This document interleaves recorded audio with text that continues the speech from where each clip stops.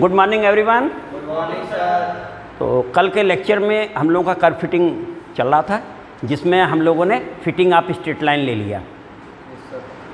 अब आज हम लोग लेते हैं fitting of parabola.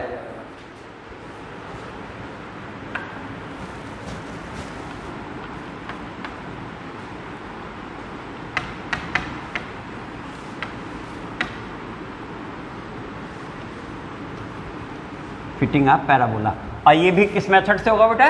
Bye principle of least squares. इसके बाद एक आध कर्व और आ जाएंगे, एक्सपोनेंशियल कर्व। लगाने का मेथड सबका यही होगा जैसे हम लोग लगा रहे हैं, कोई भी कर्व होगा। तो अब सबसे पहले हम कर्व सपोज करेंगे।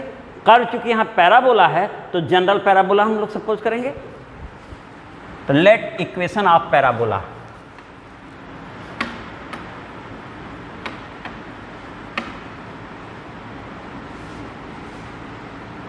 is y equal to a plus bx plus cx square. Number 1, ये तो हम लोगों ने सपोज कर लिया। डाटा हमें गिवन रहता है कि कर्व को फिट करने के लिए डाटा हमें पहले से गिवन रहता है, तो वो भी चूंकि दिया नहीं तो लेट करके बोलते हैं। Let given data, let given data are, उसी क्या कहते हैं बेटा? Points. Are experimental, or observed point, or data. ये होगा बेटा, इतने नाम हैं और वो हम लोग लेने जा रहे हैं। x1 y1, x2 y2, x3 y3, xn yn। तो ये बेटा हमें पहले से गिवन रहता डाटा, जो कि हमने ले लिया। अब हमारी जो वैल्यू ऑर्डिनेट की है, एब्सिसा x1 पर कितनी है? x1 पर y1 है। एब्सिसा x1 पर ऑर्डिनेट y1 है, x2 पर y2, यानी xi पर yi है। लेकिन जब हमारा कर्व फिट होगा तो उस फिटेड कर्व पे हम जब देखेंगे तो हमारी वैल्यू कुछ और ऑर्डिनेट की आ रही है, y equal to F X में। यानी इसमें अगर हम x के प्लेस पे x1 रखते हैं तो वो वैल्यू y1 नहीं आ रही है, बल्कि a plus b x1 plus c x1 square आ रही है। कैलकुलेट होने पे कुछ डिफर कर जाएगी, तो इस वैल्यू को हम बोलेंगे एक्सपेक्टेड वैल्यू। तो ये हमारी एक्सपेक्टेड वैल्यू होगी। और ऑब्जर्व्ड वैल्यू और एक्सपेक्टेड वैल्यू का डिफरेंस जो है वो एरर या रेजिडुअल कहलाता है। तो सबसे पहले हम लोग अब एरर के बारे में यहाँ बोलने जा रहे हैं कि एरर हो क्या रही है। तो let at x equal to X I, let at x equal to X I expected value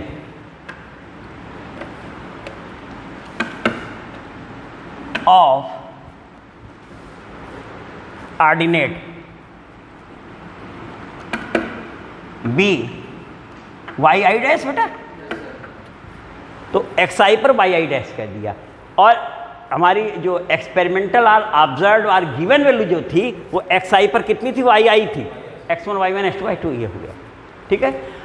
और इसके बाद अभी हमने कहा कि difference between experimental and expected value is known as error or residual. Now error है ना, तो बेटा इतना हटा रहे हैं, इस प्लेस पे लिखते हैं नाउ एरर। तो एरर को बेटा हम किससे रिप्रेजेंट कर रहे थे? ई से। और अगर E1 है तो यानी x1 y1 के लिए है, E2 है तो ठीक है बेटा ना। तो error E I equal to Y I minus Y I dash, ये होता बेटा ना। Difference between experimental and expected value is known as error or residual. इसी को हम कह सकते हैं Y I minus F X I, और एफ एक्स आई मीन्स हम इसमें रखने जा रहे हैं, तो ये हो गया Y I minus A plus B X I plus C X I square. बना बेटा, ये एरर आ गई। अब लीस्ट स्क्वायर मेथड में हम लोग एरर्स के लिए सबसे पहले क्या करते हैं, एरर्स के स्क्वायर का सम लेते हैं और जिसे रिप्रेजेंट एस से कर देते हैं। नाम कुछ और भी लिया जा सकता है, इस तरह हम लोग उसे एस से रिप्रेजेंट कर देते हैं। Further S sum of squares of errors, तो इसे हमने कह दिया sigma E I from 1 to n, यानी E1 square plus E2 square plus dot dot EN square हो गया सम ऑफ स्क्वायर, और ठीक है बेटा स्क्वायर भी, हाँ स्क्वायर इतना हो गया बेटा। अब हम लोग इसको रखने जा रहे हैं इसके अंदर, ठीक है। फिर इस प्लेस पे हम आ गए, ये वैल्यू यहाँ पर जो हम लोग लिए थे इसे कितना बोल ले रहे हैं, नंबर 2। अब नंबर 2 से हम इसमें रखने जा रहे हैं, फ्रॉम 2 बोल देंगे।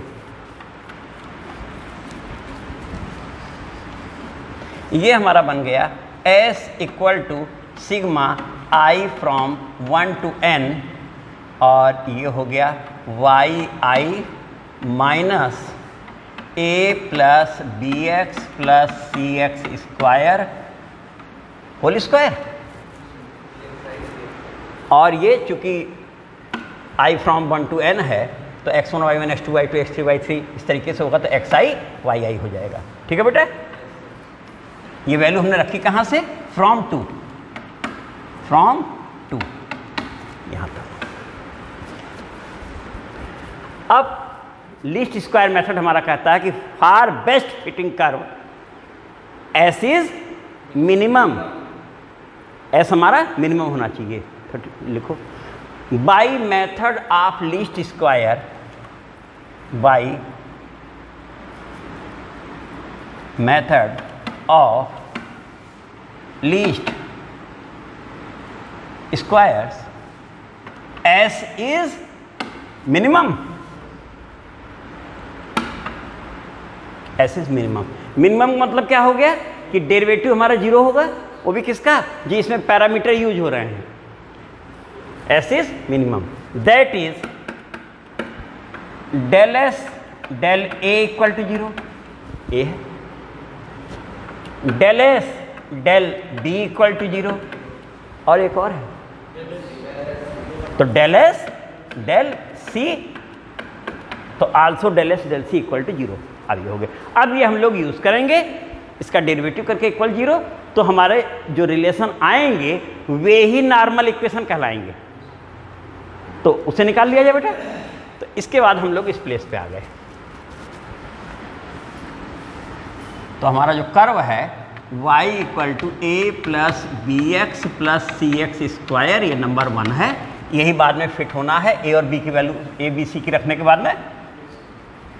तो इस प्लेस पर हम लोग आ रहे हैं, तो सबसे पहले इसे 0 बोला गया है, तो यहाँ पर बेटा हमारा ये मिट गया है क्या, हाँ एस इक्वल टू कितना था बेटा, इस प्लेस पे लिख देते हैं।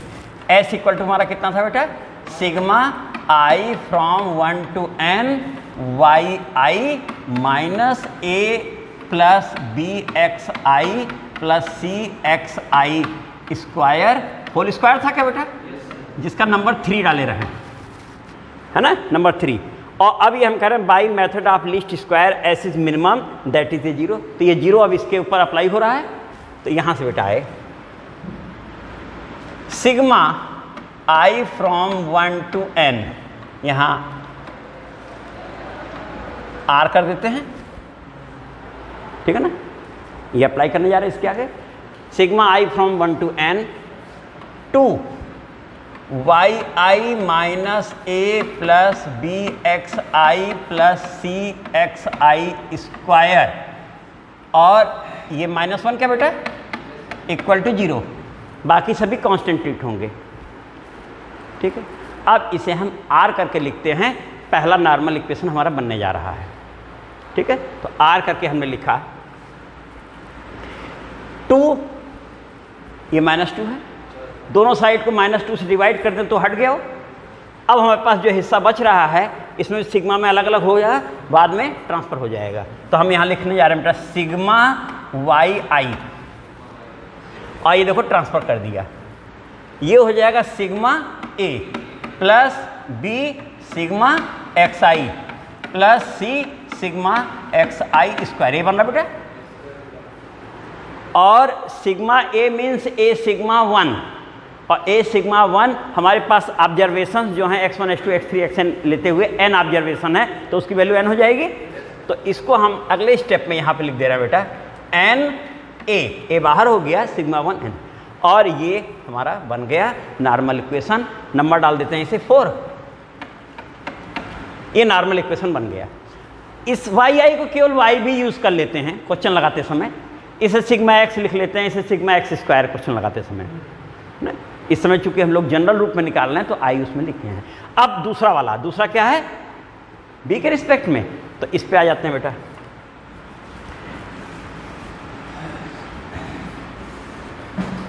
एंड, और लास्ट वाले को आल्सो बोल देंगे, है ना। तो एंड ये वाला ले रहे हैं अब बेटा। तो ये हो गया sigma I from 1 to n, इसमें बेटा यहाँ 2 आया, वाई आई आया, minus A plus B X I plus C X I square, और साथ में माइनस, हाँ माइनस एक्स आई, बी का 1 हो गया, माइनस एक्स आई बाकी हो गया, यही है बेटा, इक्वल टू 0। तो ये -2 से फिर डिवाइड कर दिया, वो तो हट गया। एक्स आई का इसमें प्रोडक्ट हो लेगा, और साथ में ट्रांसफर कर लेंगे, सिग्मा अंदर कर लेते हैं। तो अगले स्टेप में बेटा ये हमारा बन के आया sigma X I Y I, तो sigma X I Y I, और बाकी ट्रांसफर हो गया बेटा, equal to A sigma X I plus B sigma X I square, और plus C sigma X I cube, क्या बेटा। अब एक और हमारा बचा है del S over del C equal to 0, तो आल्सो इस प्लेस पे आ जाते हैं बेटा, ठीक है बेटा ना। इसका नंबर क्या डालते हैं, 5, नंबर 5, और यहाँ से ले लेते हैं also del S over del C, that means sigma I from 1 to n, ठीक बेटा। ये सब में आई 1 to n है, लिखा नहीं गया है, रहता है आई फ्रॉम 1 to n, और ये बन गया बेटा Y I minus A plus B X I plus C X I square, और आगे 2 आ जाएगा क्या, आगे 2 हो गया, ट्वाइस इतना पावर 1, और सी वाले में यानी X I square equal to, तो ये del S over del C equal to 0 वाला हो गया। Del S over del C वाले में देखो ट्वाइस, ये आ गया, ये बन गया, और अब इसका डेरिवेटिव ये 0 ये 0 ये 0, सी का 1 एक्स आई स्क्वायर आ गया बेटा, यहाँ तक ठीक है। वो भी कितना, माइनस, क्या माइनस बेटा, देखो माइनस है। अब ये फिर -2 से डिवाइड कर दिया, तो एक्स आई स्क्वायर है, इसको प्रोडक्ट कर देते हैं, और प्रोडक्ट करने के बाद इस प्लेस पे हम लिख देते हैं उसे। तो अगला हमारा बेटा बना, देखो sigma X I square Y I, क्या बेटा देखो, equal to A sigma X I square, ठीक बेटा, plus B sigma X I cube, और plus C sigma X I power 4, ये नंबर हो गया हमारा 6। तो 3 नॉर्मल इक्वेशन हमारे आ गए, 4, 5 एंड 6। यहाँ पर हमारे अननोन कितने हैं, 3 हैं, ए बी सी। जितने अननोन होते हैं उतने ही इक्वेशन की जरूरत पड़ती है उनकी वैल्यू निकालने के लिए। तो यहाँ देखो 3 हमारे नॉर्मल इक्वेशन आ गए, ठीक है ना। तो नीचे लिखना, relation 4, 5 and 6 are known as normal equation for parabola 1, for parabola 1। After solving 4, 5 and 6, we get value of A, B and C, ठीक बेटा ना। तो we get value of A, B, C। तो इन तीनों को सॉल्व करेंगे और ये भी हमारे टेबल जो गिवन है उसके आधार पर इनकी वैल्यू ये सिग्मा एक्स आई है, sigma X I square, sigma X I cube, जितनी भी वैल्यूज़ उस टेबल से हमें मिल जाती हैं। रखने के बाद इक्वेशन हमारा मिल ही रहा है। तो ए बी सी की वैल्यू जो हमारी आ गई सॉल्व करने के बाद, वही वैल्यू हम कहाँ रख देंगे? तो यहाँ लिख रहे हैं बेटा, after solving normal equations 4, 5 and 6 we get value of A, B and C मिल गई। Putting value of A, B, C इन, और इसके बाद बेटा क्या करने जा रहे हैं? यही वैल्यू नंबर 1 में रखने जा रहे हैं। Putting value of A, B, C in 1 we get required fitted parabola. We get fitted parabola. ये बेटा, तो इस तरीके से पैराबोला फिट हो जाएगा बेटा। कोई भी क्वेश्चन होगा, ये प्रोसीजर हमारा है। तो अगले लेक्चर बेटा इस पे हम लोग क्वेश्चन लगाएंगे। Thank you sir.